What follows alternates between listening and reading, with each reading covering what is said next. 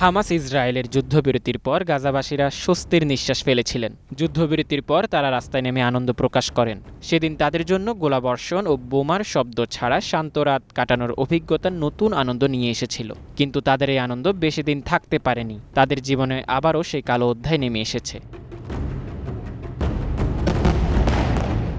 মাত্র ৯ দিন পেরোতেই গাজাবাসী আবারও বিপর্যয়ের মুখে পড়েছে। রোববার ইসরায়েলি বাহিনীর হামলায় অন্তত ৩৩ জন গাজাবাসী নিহত এবং আহত হয়েছেন অন্তত ১৪৬ জন।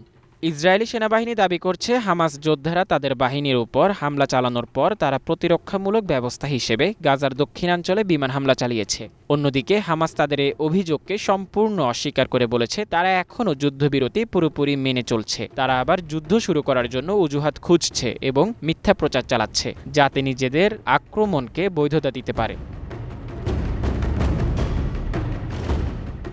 ইসরায়েলি প্রধানমন্ত্রী বেনিয়ামিন নেতানিয়াহুর কার্যালয় থেকে প্রকাশিত এক বিবৃতিতে হামাসকে যুদ্ধবিরতি লঙ্ঘনকারী সন্ত্রাসী সংগঠন হিসেবে আখ্যা দিয়েছে। তিনি বলেছেন, হামাসের এই আক্রমণ যুদ্ধবিরতির মৌলিক শর্ত ভঙ্গ করেছে, যা ইসরায়েল কখনো মেনে নেবে না। এর পরপরই প্রধানমন্ত্রী নেতানিয়াহুর দেশটির নিরাপত্তা বাহিনীকে নির্দেশ দেন গাজা সন্ত্রাসী অবকাঠামো ও হামাস নিয়ন্ত্রিত এলাকায় কঠোর সামরিক ব্যবস্থা গ্রহণ করতে।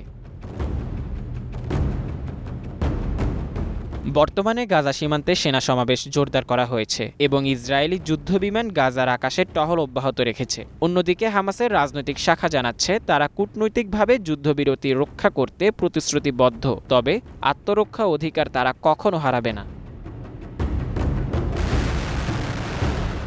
বিশ্লেষকরা বলছেন, এই যুদ্ধবিরতির ভাঙন শুধুমাত্র গাজা নয়, পুরো মধ্যপ্রাচ্য স্থিতিশীলতার উপর মারাত্মক প্রভাব ফেলতে পারে। রাজনৈতিক বিশ্লেষকরা বলেন, যদি ইসরায়েল ও হামাস আবার পূর্ণাঙ্গ সংঘর্ষে জড়িয়ে পড়ে তাহলে এটি ২০২১ সালের যুদ্ধের চেয়েও ভয়াবহ হবে। তাদের উভয় পক্ষের মধ্যে অবিশ্বাস এতটাই গভীর যে সামান্য উস্কানিও বড় আকারের যুদ্ধ ডেকে আনতে পারে।